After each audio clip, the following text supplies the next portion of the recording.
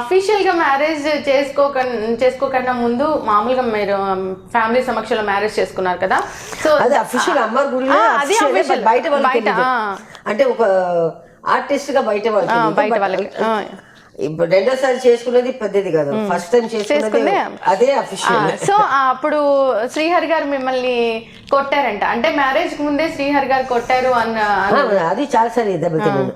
So దాని గురించి చెప్పండి. బాగా కొడతారు, కొడితే మగం ఇటు ఇటు ఇటు ఎందుకు అంత కోపం వచ్చింది? బావాక ఫస్ట్ టైం కొట్టింది వచ్చి నక్షత్ర పోరాటం. అప్పుడు మాకు పెళ్ళి అయిపోయింది.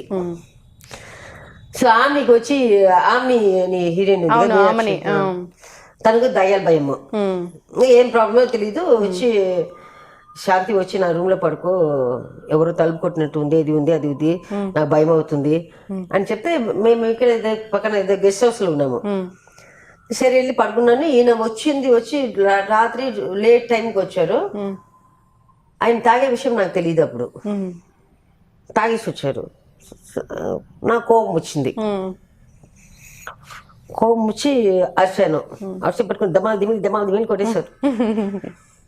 కొడితే అది ఆమె వచ్చి అనయ్య ప్లీజ్ అనయ్య కొట్టదు అనయ్య అంటే నువ్వు పో అన్నాడు. మళ్ళీ నెక్స్ట్ డే చూస్తే నా కళ్ళు మొత్తం ఇట్లా ముక్కు ఇట్లా అయిపోయింది, కళ్ళు మొత్తం ఇట్లా మూసుకొని పోయింది, ఇంత వాచిపోయింది, నోరు ఇట్లా అయిపోయింది. అది వచ్చి సుమన్ గారు ముగ్గురు హీరోస్ అనుకుంటాను దాంట్లో. సాంగ్ కానీ ఆమె హీరోయిన్ దాంట్లో. అయ్యో నాకు తనకి సాంగ్ కాంపిటీషన్ సాంగ్ ఒకటి ఉంటుంది. అయ్యో నెక్స్ట్ డే మేకప్ వేయడానికి ఇంకొక 2 గంటలు ఎక్స్ట్రా తీసుకొని కళ్ళు కింద డ్రా చేసుకుని ముక్కు అంతా ఇట్లా పోయిన ముక్కు వచ్చి మొత్తం చేసుకొని ఫస్ట్ టైం తనని తినింది అది. తర్వాత అలవాటు అయిపోయింది. అది ఎక్కువ అది ఒక్కసారి కొట్టారు. ఇప్పుడు అదే మళ్ళీ పెళ్ళి అయిన తర్వాత ఈ ఇంట్లో ఒక్కసారి కొట్టారు. ఈ ఇంట్లో నేను తప్పు చేస్తే నాకు ఒకటి అబద్ధాలు రాదు. ఓకే, నేను చేస్తే నేను అడుగుతాను, ఎందుకు చేస్తున్నావు అని అడుగుతాను. I have the rights. అడుగుతాను. ఆ కోపం తోటి వచ్చి నాకు పక్కన ఎవరున్నారని చూడను. అది ఎవరైనా ఉండని హూ ఇట్ ఈజ్. నేను అసలు వాళ్ళు పెద్దవాళ్ళు వీళ్ళు చిన్నవాళ్ళు నాకు ఎవరైనా ఒకటే. అందరినీ ఒకేలా చూస్తాను. నా పని వాళ్ళని కూడా అట్లాగే చూస్తాను. నా పని వాళ్ళని కూడా మంచిగా చూసుకుంటాను. ఎవరైనా నాకు ఒకటే. ఉండేటప్పుడు ఏదో తప్పు చేశారనుకోండి, నీవు సినిమా ఇండస్ట్రీ లేకపోతే దట్ ఈస్ డిఫరెంట్.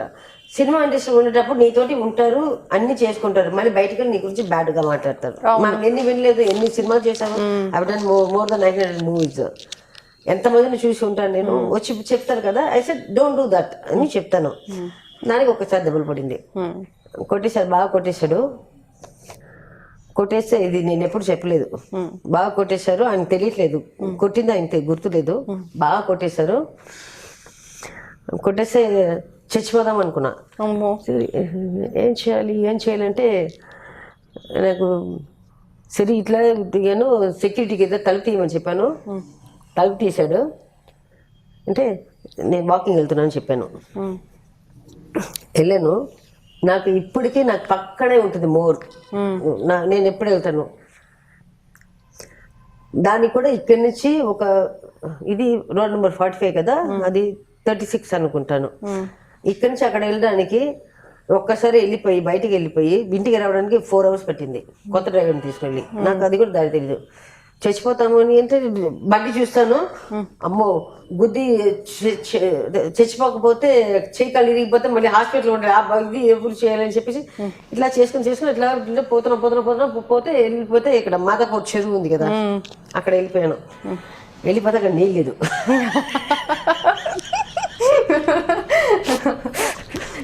నీళ్ళు డ్రై ఉంది, మధ్యలో ఏదో కొంచెం నీళ్ళు ఉంది, మొత్తం ముళ్ళే ఉంది. అమ్మమ్మ ఆ చెట్టు కింద ఇట్లా కూర్చో. ప్లాన్ ఫ్లాప్ అయిపోయింది. కానీ నాకు 2 సెక్యూరిటీ ఉంటాను మార్నింగ్. సో ఒకవాడు నన్ను ఫాలో చేసుకుని వచ్చి ఉన్నాడు.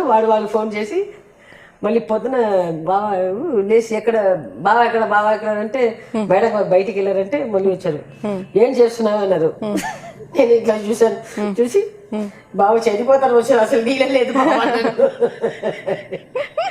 నేమో దావే అని నేను చెప్పాను, నేను రాను పో, నువ్వు తిట్టావు కదా కొట్టావు కదా అంటే నువ్వు దావే అన్నారు. బండి ఎక్కాను, ఇక్కడ స్ట్రైట్ మాకు ఒక 2-3 హోటల్స్ ఉంది, పేరు చెప్పను, నైట్ మీదే ఉన్నాను. నన్ను తీసుకెళ్ళిపోయారు. వెళ్ళిపోయి మళ్ళీ పొద్దున ఫోన్ చేసి మళ్ళీ వాళ్ళ మేకప్ మ్యాన్ వాళ్ళకి మీరు అందరికి మా స్టాఫ్కి అందరికి ఫోన్ చేసి పిల్లల్ని రెడీ చేసుకొని స్కూల్లో వదలమని చెప్పేసి, నేను ఏది ఉన్నా మాత్రం స్కూల్కి మాత్రం పంపించేస్తాను. ఎంత వాళ్ళు అప్పుడు? చిన్న చిన్న పిల్లలు, ఇట్స్ వెరీ లాంగ్ బ్యాక్.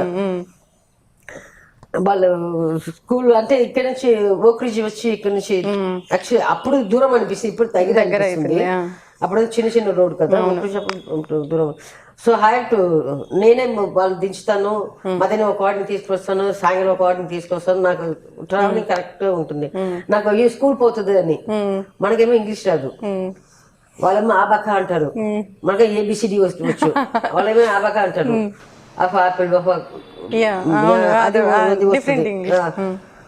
దాంట్లో వచ్చి వదిలేయమని చెప్పాను. వదిలేస్తే మళ్ళీ సాయంకాలం అక్కడ నుంచి వచ్చేసారు. ఒక 1 వీక్ అక్కడ, ఇదంతా వాపంత తగ్గేదాకా నో డాక్టర్, అదే తగ్గిపోవాలి. తగ్గిపోయింది 1 వీక్. అది ఎవరి ఫార్ములా నో డాక్టర్, అదే తగ్గిపోవాలనేది?